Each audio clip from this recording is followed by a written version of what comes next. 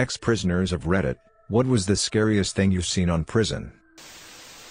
I'd say it's the time I was out on the exercise yard in Durham Prison, UK, standing against the fence talking to someone I know. In the middle was people walking around in a circle like normal. This guy steps out of the circling crowd and slashes the guy right next to me and steps back into the crowd. The guy looks at me and starts saying, "Have I been slashed? Have I been slashed?" Honestly, the side of his face was wide open. I thought I could see his teeth.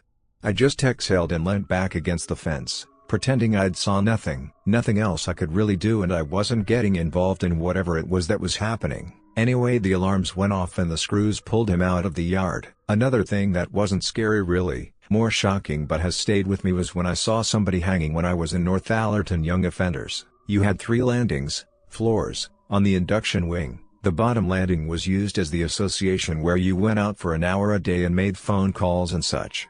Anyway, I'm waiting to use the phone and a cell alarm went off on the landing above. A screw went to the door and starts screaming for help and opens the door. In your pad you had like a shower board is the best I can describe it, that blocked off the view between the toilet and your double bunk. As I looked up I saw a lad hanging off it, pretty much blue in the face.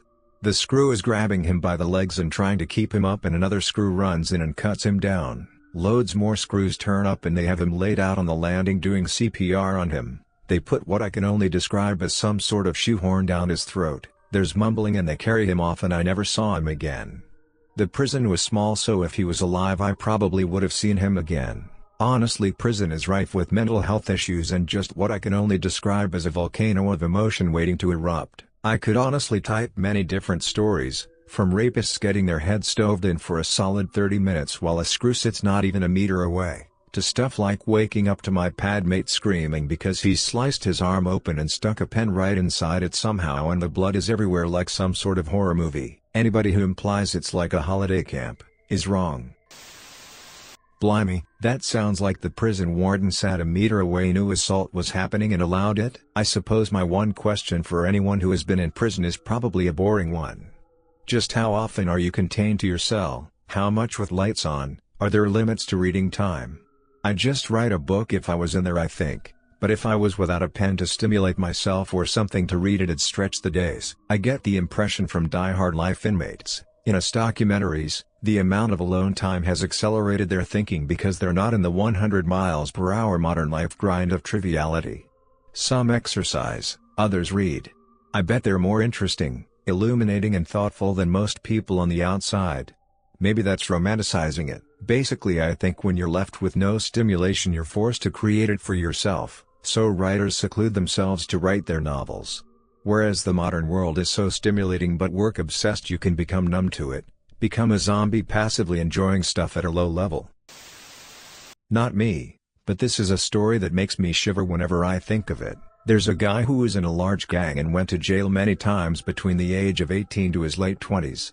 He's in his 30s now and has changed, left the criminal underworld and now travels the country and holds lectures to teenagers about his life and how if you're involved with gangs, seek help to get out. Don't ever go down that path. The first time he went to jail, at 18 years old, it was night and he was trying to sleep.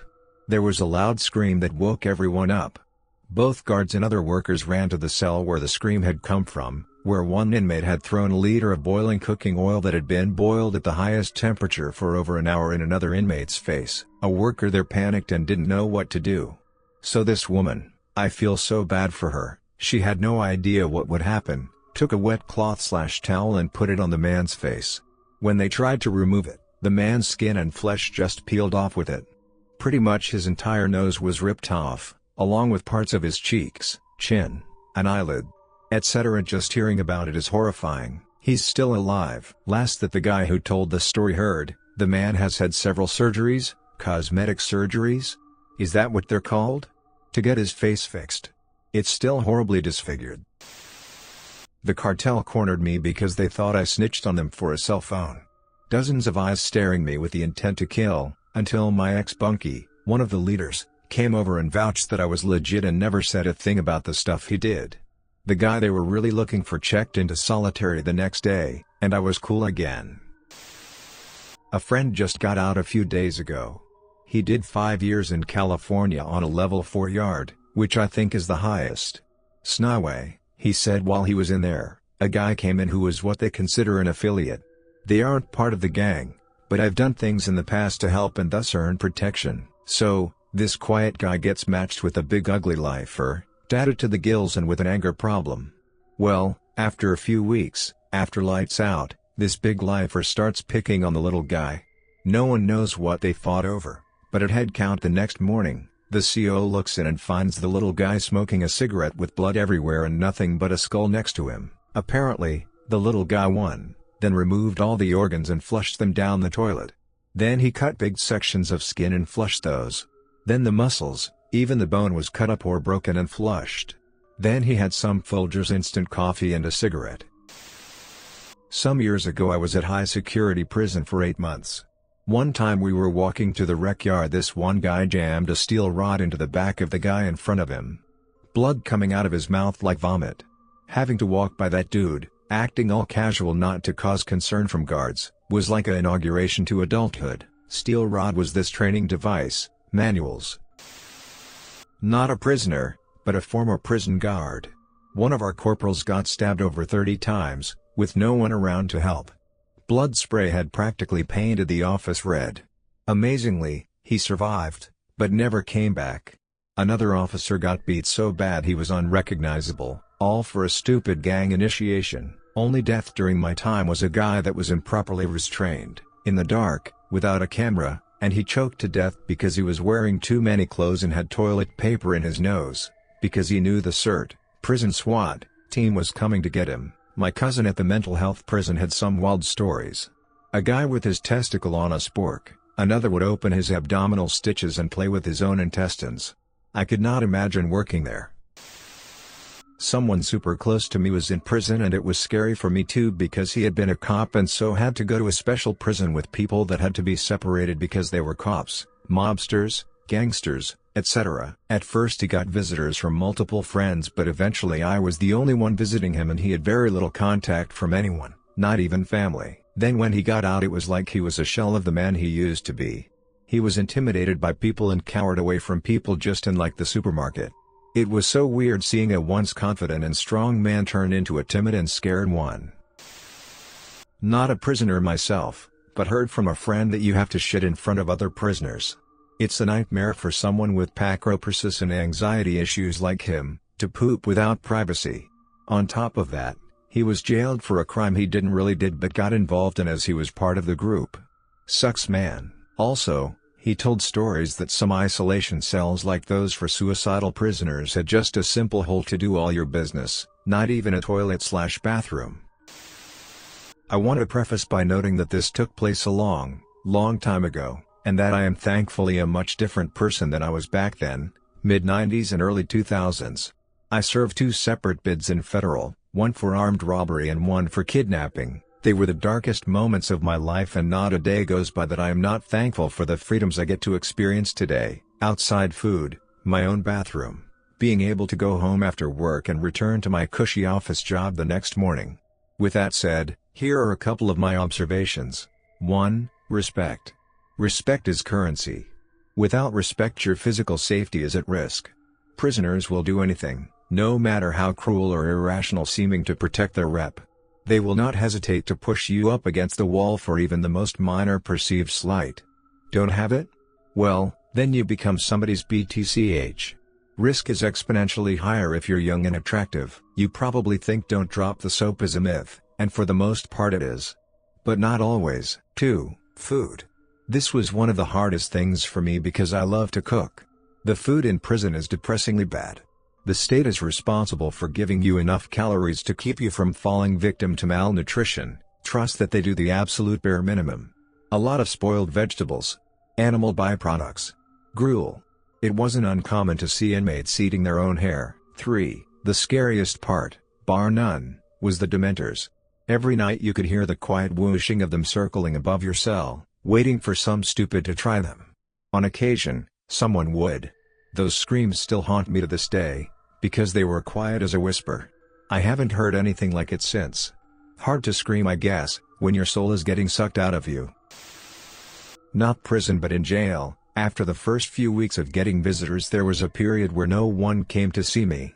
Being shut off from the world and feeling like everyone else is moving on without you is scary. Never did any serious time, but I was in and out of county jail a handful of times in my younger years. One messed up thing: racism.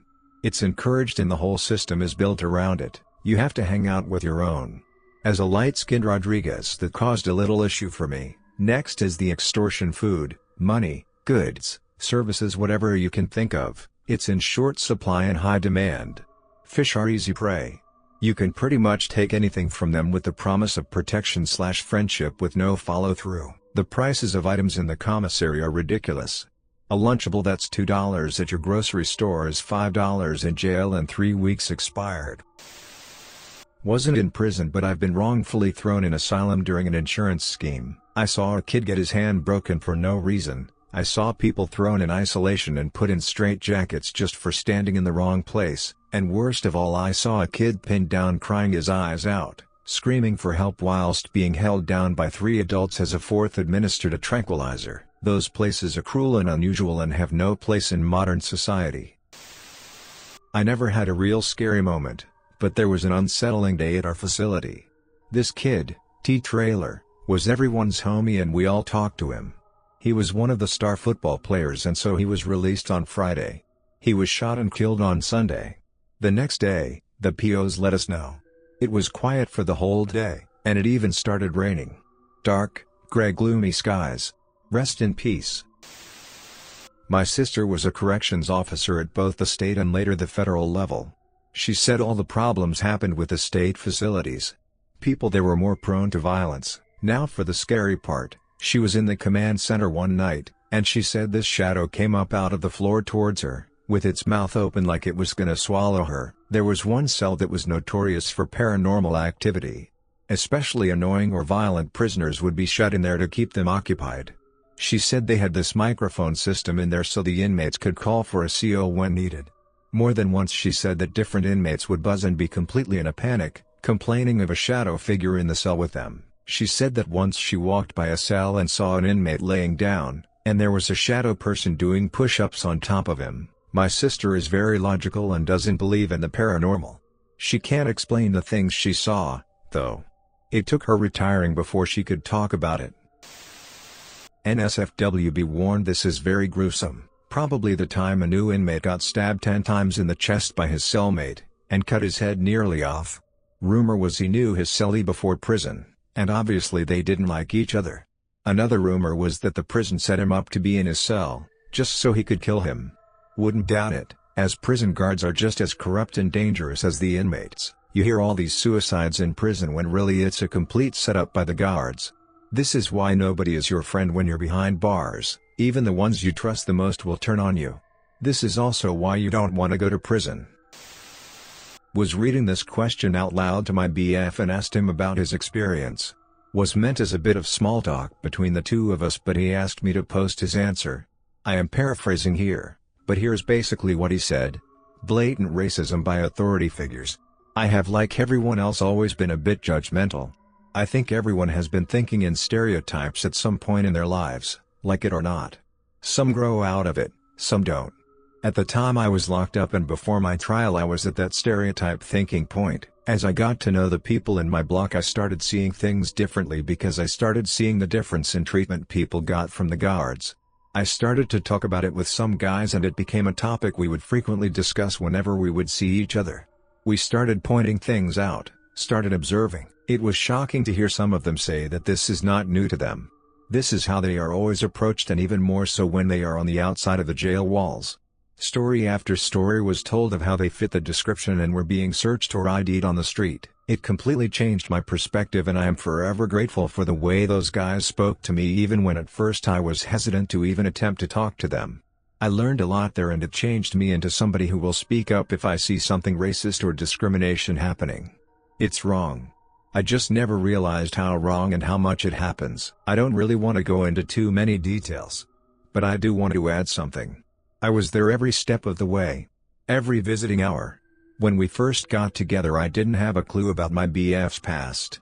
Suddenly he was arrested and against everyone's advice I decided to wait it out until I was able to see him because I wanted to hear his side of the story. After all, We were only together for about 3 months at that point and I wanted to give him a chance to explain.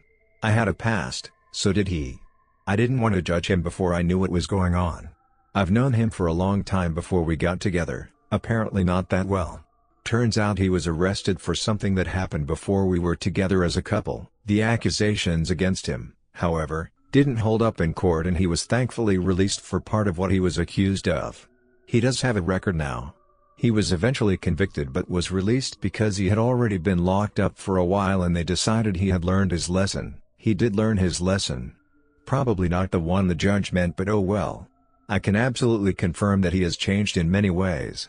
Sadly, I was not surprised by his answer. As a visitor, I have seen and heard things too. It's sad. Let's just say that we learned that lesson together and we both try to be as big of an ally as possible. Outside of jail, that is. The inside will never be seen again. I've seen a guy read a book of how to use your prison pockets with a sledgehammer next to him. He was a worker at a renovating building. Not me, but my mom worked at the prison for a bit. One time she told me about how one of her workers went to take a shower. He was a germaphobe, so he showed like 5 times a day. One time they told him not to do it. As he walked in there was only one other person. The guy was in the corner with his eyeball hanging from his head. Was really shocking, the guy said. Even with that guy eye hanging, the other guys still showered.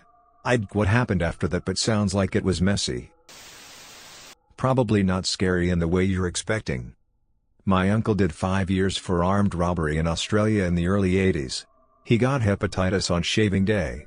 Periodically all the prisoners would be rounded up and forced to shave. One at a time. Same sink. Same razor. No exceptions. The practice was eventually abolished due to AIDS. He had plenty of fight stories, and stories about beatings by the screws, but that's the one that sticks with me. This is my dad's story. When he was in his early 20s he was a troublemaker. He dropped out of high school to drink and party all day and gained a reputation in his town for being a guy you shouldn't mess with. But he got sloppy. A guy wanted to prove that he was tougher than him, so the guy tried to smash a chair over my dad's head, but my dad smashed his ear off with a metal dustpan and continued to beat him until he was black and blue and passed out. My dad got arrested by the cops and was given a small sentence because he was attacked by a random guy he didn't provoke. The reason he even got a sentence in the first place was because he kept beating him after the guy was defeated. So into the slammer for a few weeks. They gave him a job. That job was peeling garlic by hand. My dad said he would do that for hours a day and said that it was the most mentally draining thing he has ever done. So I guess that's the scariest for him. Okay, so I was only in jail for about a week when I was 17 and this has effed me up. My cellmate, who by chance was my friend's ex, asked the guard for his sleep meds after I got my antidepressants and she told him no because it was considered a narcotic and they couldn't give it to him without a direct doctor's approval. He takes the news well and goes to bed. Then in the middle of the night I woke up to him tossing and turning. He got and walked to the wall and stared at it for a minute, then screamed FCK and started bashing his head against the wall until he split his head open and blood was running down the wall. I got up and called over the guards. I got transferred to a new cell while they put him in a straitjacket and helmet, and when I got to my new cellmate was just blankly staring at the wall shuffling cards. I tried to make small talk and eventually asked him what he was in for and he said arson and attempted murder. He was 14 and literally stayed up all night shuffling cards till about 8 in the morning. A good friend's brother got out after serving 2 years. I asked him this question. Not the most messed up, but what I found most fascinating. He said he was forced to help some whites jump a big fat black dude in his cell. He said they went in and just started punching him all over. He said he punched the guy so hard in the side of the head that his eyeball popped out of its socket. If you made it to the end of the video, thanks for watching. Don't forget to like, subscribe and share, and we will see you in the next video.